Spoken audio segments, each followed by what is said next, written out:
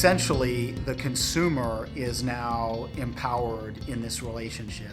The consumer expects that they have a wide variety of products that they could select, and once they've selected those products, that they'll get there next day or maybe even same day. Meeting those requirements can be really difficult.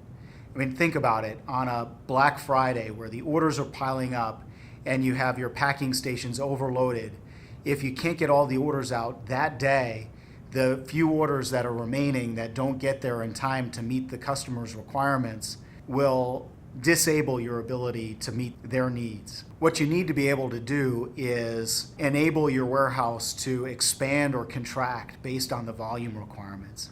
How can you increase the number of packing stations in your outbound operations so that you can get all the orders out for the day and not bottleneck the operations because you don't have enough packing stations to do that?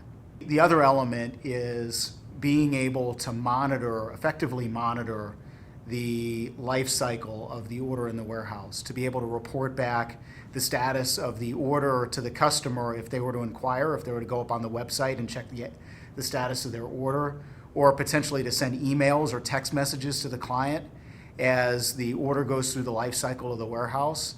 And then once the order is shipped, to be able to effectively provide them track and trace number information on their shipments. All of this seems quite straightforward, but without the proper systems, it can take a massive amount of time to collect all that data and send it back to the customer.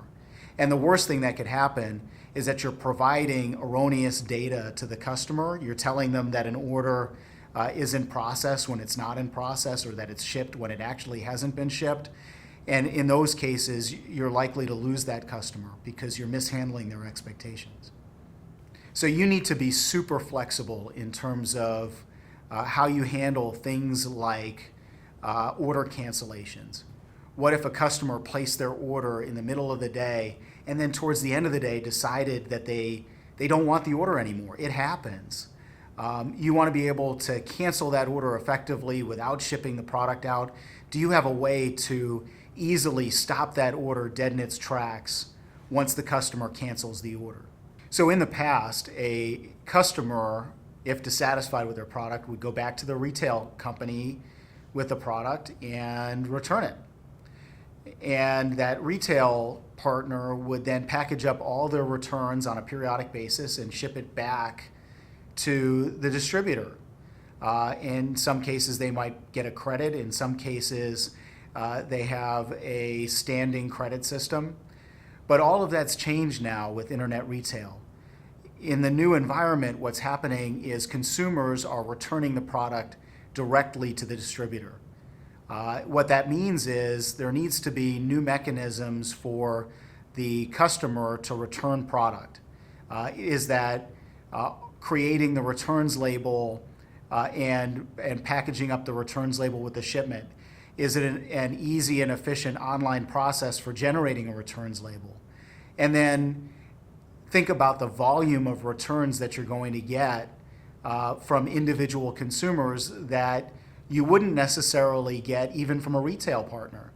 If you're in a consumer products industry like apparel, a customer might be shopping on a website, they've never tried on a piece of clothing before or a pair of shoes, and then once they get it, they look at it and they say, well, I don't really like this, and they return it. And that means the volume of returns are going to substantially increase because they don't have the opportunity to try on the clothing in the store or try on the pair of shoes in the store. So you're going to get substantially more returns, dealing with those returns, dispositioning those returns, understanding the condition of those returns, inspecting them, putting them away, dealing with them for warehouse sales or outlet sales. All of those things need to be factored into your re-warehousing plans effectively. Internet retail companies no longer have the opportunity to establish face-to-face relationships with their customers. All of the relationship development is done online. The customer goes up to a web storefront, places their order. They expect shipment to happen either same day or next day. You need to fulfill on that obligation, because if you don't, then you may lose the customer and you may not even know it. So whether it's maintaining your scorecard for dropship orders on behalf of retailers, or making sure that customers get their products next day or even same day in some cases, you need to make sure that you fulfill on those obligations. Otherwise, customers aren't going to shop with you anymore. In the case of today's internet age, what we're finding is if customers have bad experiences, they may decide to blog about it. They may tweet about it. So not only have you lost a customer, but you may lose an entire fan base because one customer had a bad experience. So the best way for you to meet those customer service expectations is to put in place the right systems and processes and infrastructure to scale with the volumes of orders that you're going to get on a daily basis. Because that last order that didn't make the shipment could be the one that erodes your fan base.